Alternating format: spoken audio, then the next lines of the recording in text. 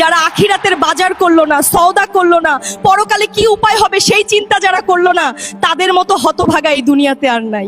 আজরাইল কিন্তু ঘুষ নেয় না। আমি অনেক টাকার মালিক, আমার গাড়ি, আমার বাড়ি, সবকিছু আছে, তবু মন ভরে না এই দুনিয়ার জিনিসে। যদি বলি আমার গাড়িটা নিয়ে যাও, আমাকে আর কয়েকটা দিন সময় দাও, আজরাইল কি আপনার কথা মানবে?